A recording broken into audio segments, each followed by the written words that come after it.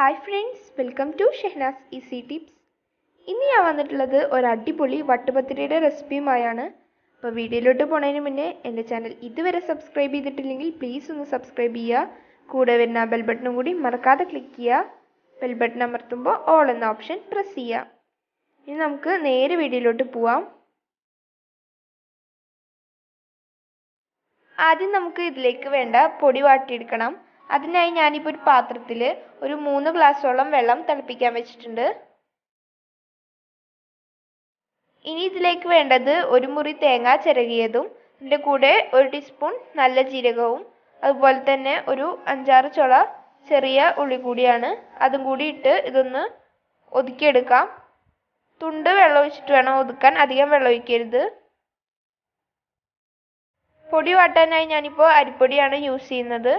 ഇത് 3 ഗ്ലാസ് പൊടിയുണ്ട്. ഇതിപ്പോൾ വെള്ളം തിളച്ച് വരുന്നുണ്ട്.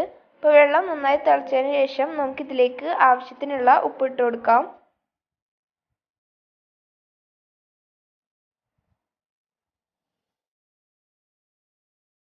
അതുപോലെ തന്നെ 1 ടീസ്പൂൺ നെയ്യ് കൂടി ഒഴിച്ചു കൊടുക്കാം. ഇനി നമുക്ക് നമ്മുടെ പൊടി ഇട്ട് കൊടുക്കാം.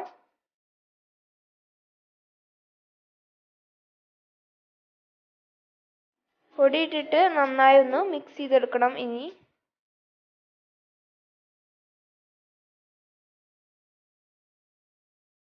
നന്നായി മിക്സ് ചെയ്ത് കൊടുത്തതിന് ശേഷം ഇനി നമ്മൾ നേരത്തെ അവിടെ ഒതുക്കി വെച്ചിരിക്കുന്ന തേങ്ങാക്കൂട്ട് ഇതിലേക്ക് ഇട്ട് കൊടുക്കാം.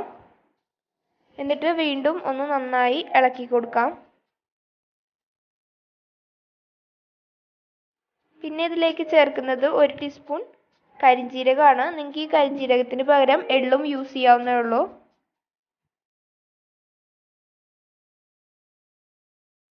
ഇനി ഇത് കൈവച്ച് നന്നായി ഒന്ന് കുഴച്ചെടുക്കണം. നല്ലോണം ചൂടാറാവാൻ നിൽക്കരുത്. ചെറിയൊരു ചൂടോട് കൂടി തന്നെ കുഴച്ചെടുക്കണം.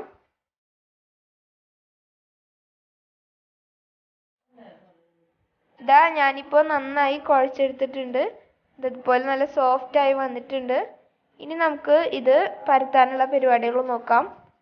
അതിനായിട്ട് ഞാനിപ്പോൾ ഒരു കല്ലിൻ്റെ മുകൾക്ക് കുറച്ച് പൊടി ഇട്ട് കൊടുത്തിട്ടുണ്ട്. ഇനി ഇതിൻ്റെ മുകളിൽ നമ്മൾ കുഴച്ച് വെച്ചിരുന്ന നമ്മുടെ അരിപ്പൊടിയുടെ മാവ് വെച്ചിട്ട് ഇതുപോലെ കൈ വെച്ച് ഒന്ന് പരത്തി കൊടുക്കാം. കുറച്ച് കട്ടിയായിട്ട് വേണം നമ്മളിത് പരത്തിയെടുക്കാൻ. നല്ല തിന്നാക്കാൻ പാടില്ല.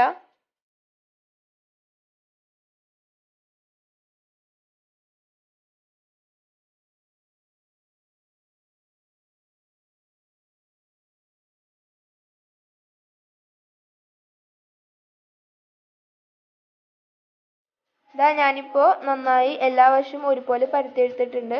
ഇനി ഇതുപോലെ കുറച്ച് വട്ടമുള്ള ഒരു പാത്രം കൊണ്ട് ഇങ്ങനെ മുറിച്ചെടുക്കാം.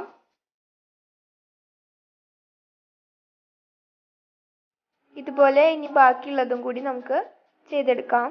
ഇനി ബാക്കി വരുന്ന മാവ് കുഴച്ചിട്ട് വീണ്ടും ഇതുപോലെ വട്ടത്തിൽ പരത്തിയിട്ട് ഇതുപോലെ മുറിച്ചെടുക്കണം. ഇതാ ഞാനിപ്പോൾ എല്ലാം റെഡിയാക്കി എടുത്തിട്ടുണ്ട്. അപ്പം ഇനി നമുക്കിത് പൊരിച്ചെടുക്കാം. അതിനായി ഞാനിപ്പോൾ ഒരു ചട്ടി വെച്ചിട്ടുണ്ട്. ഇനി ഇതിലേക്ക് ആവശ്യത്തിനുള്ള ഓയിൽ ഒഴിച്ചു കൊടുക്കാം. ഓയിൽ നന്നായി ചൂടായി വന്നതിന് ശേഷം ഫ്ലെയിം കുറച്ചിട്ട് നമുക്കിത് പൊരിച്ചെടുക്കാം.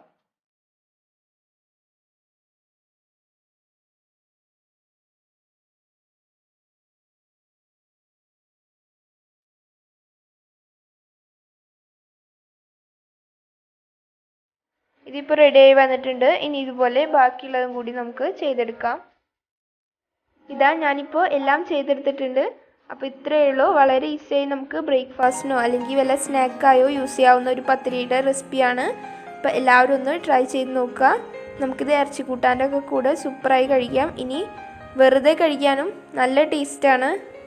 അപ്പോൾ നിങ്ങളെല്ലാവരും ഒന്ന് ട്രൈ ചെയ്ത് നോക്കുക. എന്നിട്ട് വീഡിയോ ഇഷ്ടപ്പെട്ടാൽ ലൈക്ക് ചെയ്യാനും നിങ്ങളുടെ ഫാമിലിയും ഫ്രണ്ട്സും കാണണമെന്ന് ആഗ്രഹിക്കുന്നുണ്ടെങ്കിൽ ഷെയർ ചെയ്യാനും മറക്കരുത്. ഇതുപോലുള്ള സൂപ്പർ വീഡിയോസായി വരുന്നവരെ ബൈ ബൈ.